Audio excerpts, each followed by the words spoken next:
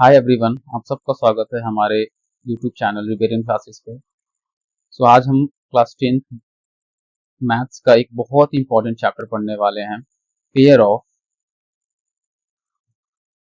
Of linear equation of two variables.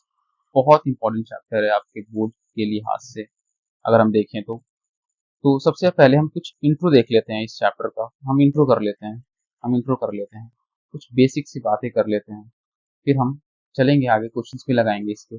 सबसे पहले हम इंट्रो करते हैं इस चैप्टर का, देखते हैं इस चैप्टर में हमें पढ़ना क्या क्या है। तो सबसे पहले हम बात करेंगे कि पहले तो इक्वेशंस क्या होते हैं। अगर हम बात करेंगे इक्वेशन, तो ये क्या होता है? इक्वेशन क्या होता है? इक्वेशन होता है a statement of equality a statement of equality which involves which involves which involves literal meaning literal meaning literal meaning is called an equation अब इस literal meaning का मतलब क्या होता है? literal meaning का मतलब क्या होता है? literal meaning का मतलब होता है बच्चा, ये जितने भी हमारे वेरिएबल्स होते हैं जो जो अननोन होते हैं, अब अननोन क्यों होते हैं? आप सबको पता है कि वेरिएबल्स मीन्स क्या होता है। वेरिएबल्स मीन्स होता है एक ऐसी वैल्यू जिसका कुछ अता पता नहीं होता है कि कब कहाँ पे क्या आ जाए। ये जो अननोन होते हैं, अननोन वेरिएबल्स जो होते हैं बेटा, वो अननोन ही होते हैं क्योंकि इनका पता ही नहीं होता कि एक्स की वैल्यू कहाँ पे क्या आएगी। ठीक है, इसीलिए अननोन होते हैं और उन्हीं को हम लोग लिटरल बोलते हैं। यानी इक्वेशन का डेफिनेशन क्या हुआ? अ स्टेटमेंट ऑफ इक्वालिटी, जहाँ पे इक्वालिटी की बात करी गई होगी। इक्वालिटी मीन्स जहाँ पे इक्वल टू का साइन होगा। ठीक है, जहाँ पे literal meaning is called an equation. ठीक, लिटरल मीनिंग क्या होता है? वेरिएबल या फिर अननोन। नेक्स्ट देख लेते हैं हम इसके बारे में। अब हम पढ़ेंगे इसमें लीनियर इक्वेशन क्या होता है। लीनियर इक्वेशन क्या होता है? लीनियर इक्वेशन क्या होता है पूरा बेसिक से पढ़ेंगे। An equation in which maximum, or you can say highest power of variable is 1। एक ऐसा इक्वेशन जिसके वेरिएबल का मैक्सिमम पावर 1 होता है, उसको हम क्या बोलते हैं? इसको हम बोलते हैं लीनियर इक्वेशन। जैसे सपोज दैट कि अगर हमारे पास एक इक्वेशन लिखा है x plus y equals to 10, या फिर हमारे पास लिखा हुआ है 7x इक्वल्स टू 21, या फिर हमारे पास लिखा हुआ है x अपॉन में 3 इक्वल्स टू 8। ठीक है, अब ये मत देखिए कि इसमें कितने वेरिएबल्स, आप बस सिंपल से ये देखिए कि इक्वेशन लिखा हुआ है जिसके वेरिएबल्स जो हैं, यानी कि यहाँ पे x और y दो वेरिएबल्स हैं, यहाँ पे 7x एक वेरिएबल है और यहाँ पे x अपॉन में 3 एक वेरिएबल। तो यहाँ पे जितने भी वेरिएबल्स हैं उसके जो हाईएस्ट पावर है वो हमेशा 1। आप देख रहे हैं, तो ऐसा इक्वेशन जिसके वेरिएबल्स का हाईएस्ट पावर 1 होता है वो लीनियर इक्वेशन है। आपको बात समझ में आई होगी। ठीक है, नेक्स्ट पे चलते हैं, थोड़ा और कंसेप्ट देखते हैं। अब आपने 9th में पढ़ा होगा linear equation of one variable. आपने पढ़ा होगा linear equation in one variable ठीक है, अब इसका जनरल फॉर्म क्या होता है? जनरल फॉर्म होता है ax प्लस बी। ये इसका जनरल फॉर्म होता है। यानी अब है ये भी लीनियर इक्वेशन, क्यों? क्योंकि इसका जो वेरिएबल है वो x है और इसका जो हाईएस्ट पावर है कितना है? 1। An equation containing only one variable with highest power 1।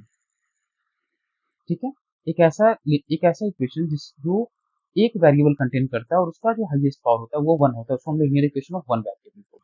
ठीक है, सपोज दैट अगर मैं लिखूं 17x इक्वल्स टू 51। ठीक है, एक वेरिएबल है और इसका हाईएस्ट पावर क्या है? 1। तो क्या होगा? Linear equation of one variable. ठीक है। अगर मैं एक इक्वेशन लिखता हूँ that is 5y equals to 30, y एक वेरिएबल है, हाईएस्ट पावर कितना होगा, क्या हो जाएगा, ये linear equation of one variable हो जाएगा। जैसे मैं लिख रहा हूँ 23 प्लस एक्स इक्वल्स टू 30, ठीक है। तो क्या है, एक्स एक वेरिएबल, इसका हाईएस्ट पावर कितना है, 1 है, तो क्या हो जाएगा, linear equation of one variable हो जाएगा।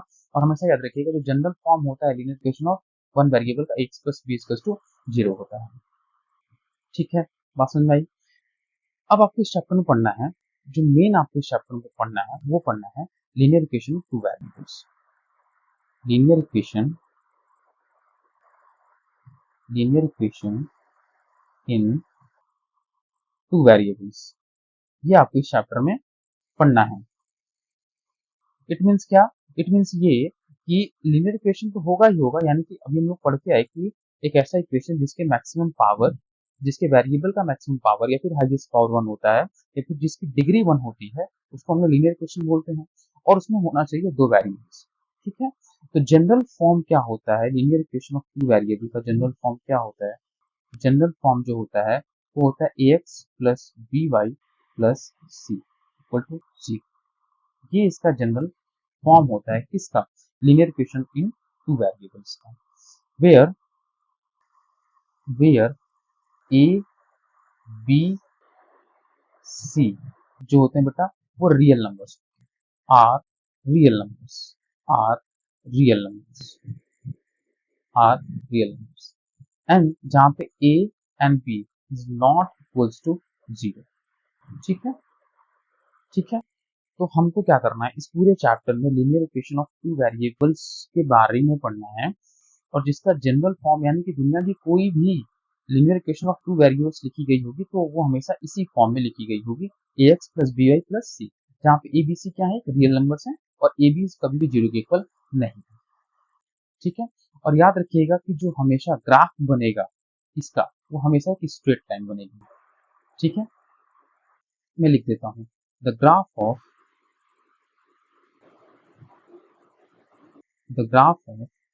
अ linear equation ax plus by plus c equal to 0 is a straight straight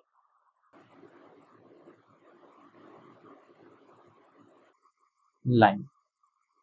ठीक है, जो ग्राफ बनेगा लीनियर इक्वेशंस का वो कैसा बनेगा, स्ट्रेट लाइन बनेगा। कैसा बनेगा, स्ट्रेट लाइन बनेगा। ठीक है, तो ये ग्राफ हम सॉल्यूशन से पढ़ेंगे तो उसमें ग्राफिकल मेथड भी होगा सॉल्यूशन का, उसको भी देखेंगे। ठीक है, सपोज दैट हमने इसका स्टैंडर्ड फॉर्म क्या बताया था, इसका जनरल फॉर्म क्या बताया था, एक्स प्लस बी प्लस सी, यानी कि अगर मैं एक इक्वेशन लिखूं 3x plus 2y is equals to 18, है ना, यहाँ पे दो वेरिएबल्स हैं और मैक्सिमम पावर क्या है, तो ये क्या हो जाएगा, linear equation of to variables का एग्जांपल हो जाएगा। एग्जांपल, ठीक है। अब बात करते हैं जो मेन चीज है इस चैप्टर, अब वो मेन चीज क्या है, हम इसमें क्या पढ़ने वाले हैं, हम इसमें पढ़ने वाले हैं जो आपके चैप्टर का नाम भी है, pair of equations, pair of equations, pair of equation, यानी कि हम जहाँ पे जो लीनियर इक्वेशन होंगे वो पेयर में आएंगे। कैसे आएंगे पेयर में, a1x plus b1y plus c1 equal to 0, a2x plus b2y plus c2 equal to 0। ठीक है, आपको ये फॉर्म हमेशा देखने को मिलेगा इस पूरे लीनियर इक्वेशन में। ठीक है, समझ में आ गई बात। ठीक है, आगे चलते हैं। Where a1 and a2 is coefficient of, ठीक है, जहाँ पे a1 a2 क्या है, x से कोफिशिएंट है, एंड b1 एंड b2 क्या है, इज कोफिशिएंट ऑफ y, जहाँ पे b1 b2 क्या है, y के कोफिशिएंट। ठीक है, नेक्स्ट पे चलते हैं। अब आपको क्या करना है इस चैप्टर में, अब आपको क्या पढ़ना है इस चैप्टर में, बेसिकली आपको पढ़ना है सॉल्यूशंस के बारे में, सॉल्यूशन ऑफ इक्वेशंस, इक्वेशंस के सॉल्यूशंस पढ़ने हैं, कैसे निकालते हैं सॉल्यूशन उसके बारे में पढ़ना है। तो सबसे पहले सॉल्यूशन होता क्या है, सॉल्यूशन, सॉल्यूशन क्या होता है? The value of the variables that satisfy that satisfy the equation is called solution of the equation, is called solution of the equation। ठीक है जी। कैसे देखते हैं, अगर हम यानी कि हम x और y यानी कि हम यहाँ पे दो वेरिएबल्स की बात कर रहे हैं, तो अगर हम x और y की कुछ ऐसी वैल्यूज ले लें जो हमें LHS = RHS प्रूफ करने में हेल्प कर दे, तो हम बोलेंगे वो जो वैल्यूज आ रही हैं वेरिएबल्स की, वो क्या होंगी, इक्वेशन होगी, उस इक्वेशन का सॉल्यूशन हो जाएंगे। ठीक है, तो चलिए देखते हैं। एक इक्वेशन है हमारे पास, सपोज दैट एक एग्जांपल हम ले रहे हैं, एक एग्जांपल है हमारे पास, और वो एग्जांपल है x + y = 10। हमारे पास एक एग्जांपल है, तो हमें क्या करना है बेटा, हमें यहाँ पे अगर मैं x रख दूं वैल्यू इसकी, तो y की वैल्यू क्या हो जाएगी 9, तभी 10 आ जाएगा, यानी LHS = RHS हो गया। अगर मैं x की वैल्यू 20 रख दूं, y की वैल्यू क्या रख सकते हैं -10। अगर मैं x की वैल्यू -3 रख दूं, तो y की वैल्यू क्या रख सकते हैं +13। अगर हम x की वैल्यू 50 रख दें, तो y की वैल्यू क्या हो जाएगी -40। अगर हम x की वैल्यू -2 रख दें, तो y की वैल्यू क्या हो जाएगी 12। यानी कि आप इससे क्या पता लगा पा रहे हैं, इन सबसे वैल्यू 10 आएगी, इन सबसे वैल्यू 10 आएगी, है ना। यानी कि आप क्या देख पा रहे हैं, आप ये देख पा रहे हैं कि जब मैं linear equation of to variables का सिंगल लिख रहा हूँ, यानी पेयर में नहीं सिंगल लिख रहा हूँ मैं, तो क्या हो रहा है बच्चा, बहुत सारे सॉल्यूशंस में, मेनी सॉल्यूशंस, मेनी सॉल्यूशंस, बहुत सारे सॉल्यूशंस में। ठीक है, जब भी मैं लीनियर इक्वेशन टू वेरिएबल्स का एक सिंगल इक्वेशन लिख रहा हूँ, तो उसमें देख रहे हो बहुत सारे सॉल्यूशंस मिल रहा है, मेनी सॉल्यूशंस मिल रहा है। ठीक है, सॉल्यूशन क्या होता है आपको पता चला। ठीक है, कैसे क्या होता है देख रहे हो यहाँ पे, यानी कि हम x और y यानी कि जो वेरिएबल्स हैं उनकी कुछ ऐसी वैल्यूज पुट कर दें जो इस पूरे इक्वेशन को सेटिस्फाई कर दे।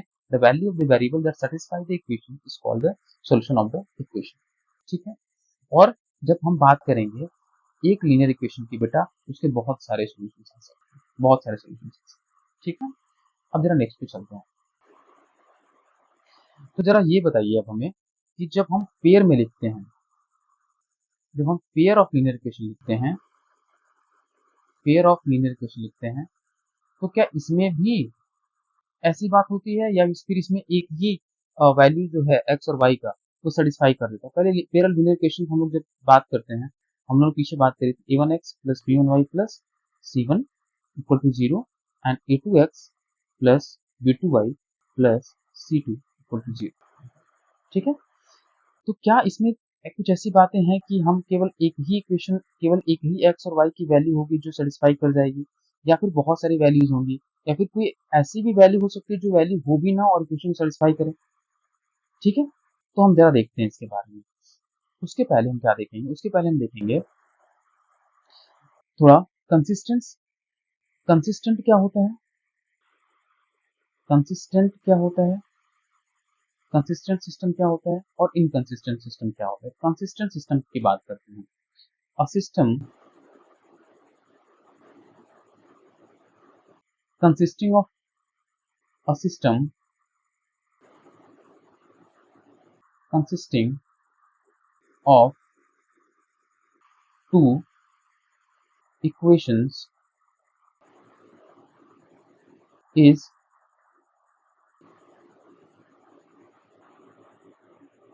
said to be consistent, is said to be consistent if it has if it has if it has at least one solution,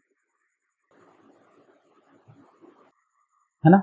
एक इक्वेशंस का एक ऐसा सिस्टम जिसका एटलीस्ट कम से कम एक सॉल्यूशन तो हो ही हो, एक सॉल्यूशन तो हो ही हो, उसको क्या बोलते हैं? Consistent system of solution. ठीक है, उसको कंसिस्टेंट बोलते हैं। इनकंसिस्टेंट क्या बोलेंगे? इनकंसिस्टेंट किसको बोलेंगे? इनकंसिस्टेंट किसको बोलेंगे?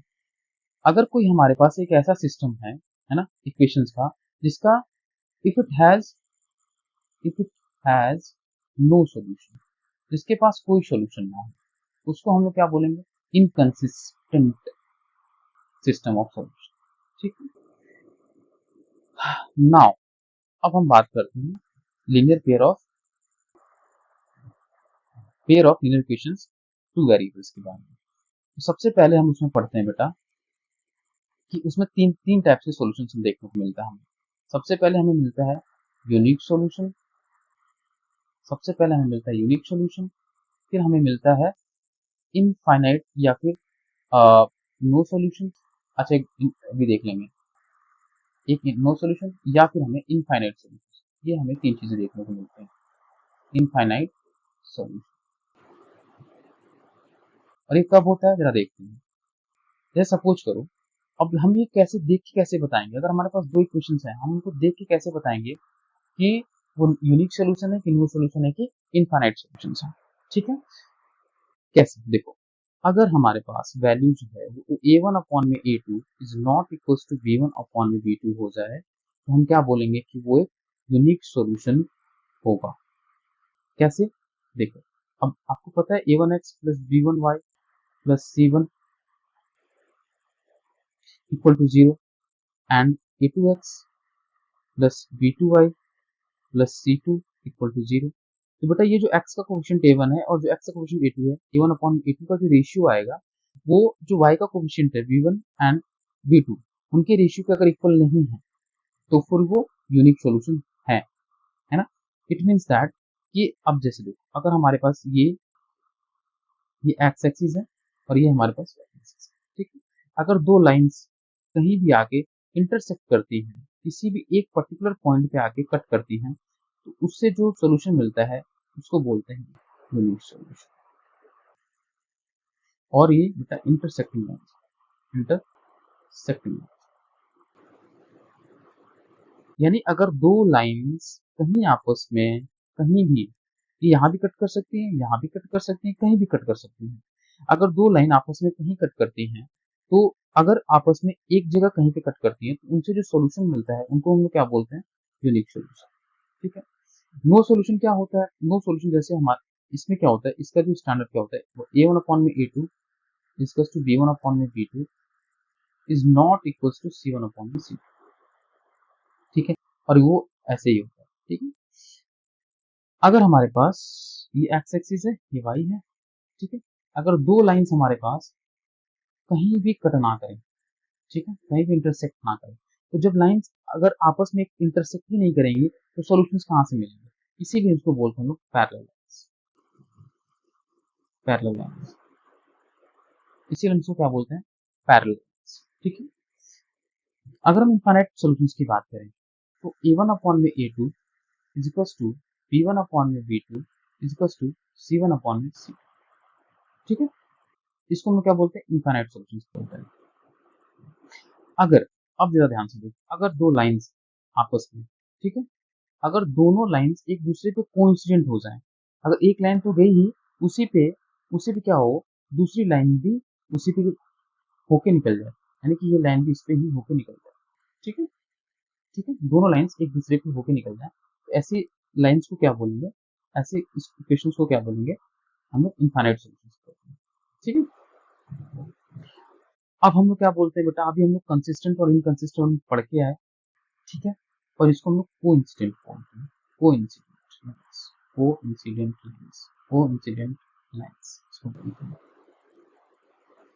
Coincident lines. ठीक है, अब हम लोग कंसिस्टेंट और इनकंसिस्टेंट सिस्टम पढ़ के आए थे। क्या था कंसिस्टेंट सिस्टम? कंसिस्टेंट सिस्टम ये था कि जिसमें कम से कम एक क्या मिले, देखो यहाँ पे लिखा था मैंने, जिसमें एक सॉल्यूशन तो मिले ही मिले, एटलीस्ट वन सॉल्यूशन तो मिले ही मिले। ऐसे इक्वेशंस को क्या बोलते हैं? सिस्टम क्या बोलते हैं? Consistent system. यानी कि बेटा हम देखें दो बार अगर हम देखें, अगर हम यूनिक सोल्यूशन की बात करें और इनफाइनाइट सोल्यूशन की बात करें, तो दोनों में हमें सोल्यूशन मिल रहे हैं यहाँ पे, और यहाँ पे बेटा इनफाइनाइटली मेनी सोल्यूशन मिल रहे हैं, infinitely many solution, many solution. ठीक है, कैसे देख ही रहे हो आप लोग, है ना, क्योंकि हर एक पॉइंट पे ये जो लाइन है एक दूसरे को कट कर रही है हर एक पॉइंट पे, तो हर एक पॉइंट पे एक नया सोल्यूशन मिलता जाएगा, मिलता जाएगा, मिलता जाएगा, इसलिए यहाँ पे इनफाइनाइट मेनी सोल्यूशन। ठीक है। तो यानी कि जब हम यूनिक सोल्यूशन की बात करेंगे और जब इनफाइनाइट सोल्यूशन की बात करेंगे, तब ये क्या हो जाएंगे, तब ये हो जाएंगे, तब ये हो जाएंगे, ये हो जाएंगे, ये हो जाएगा कंसिस्टेंट सिस्टम, ये हो जाएगा कंसिस्टेंट सिस्टम, ये हो जाएगा कंसिस्टेंट सोल्यूशन, और ये भी हो जाएगा कंसिस्टेंट, और ये क्या हो जाएगा इनकंसिस्टेंट, ये क्या हो जाएगा इनकंसिस्टेंट। आई होप आपको बात समझ में आई होगी। ठीक है, उसी बात में हम लोग एक दो चीजें और भी जान लेते हैं कि बेटा इंडिपेंडेंट और डिपेंडेंट क्या होता है। तो ये जो होता है हमारे पास जो यूनिक सोल्यूशन होते हैं वो इंडिपेंडेंट सोल्यूशन होता है, इसको हम लोग इंडिपेंडेंट भी कहीं देखने को मिलेगा तो देख लेना, इसको हम लोग इंडिपेंडेंट सोल्यूशन भी बोलते हैं। ठीक है, इंडिपेंडेंट सोल्यूशन भी बोलते हैं, और जो हमारा इनफाइनाइट सोल्यूशन होता है उसको हम लोग डिपेंडेंट सोल्यूशन, ये डिपेंडेंट सोल्यूशन होता है, डिपेंडेंट सोल्यूशन। ठीक है, ये जो चीज है वो बोर्ड की लिहाज से काफी इंपॉर्टेंट है, तो आप इसको बहुत ही अच्छे से देख लेना, यहाँ से एक क्वेश्चन जरूर बनता है एमसीक्यूज में। ठीक है, वो बहुत इंपॉर्टेंट चीज, ठीक है ना। So thank you everyone.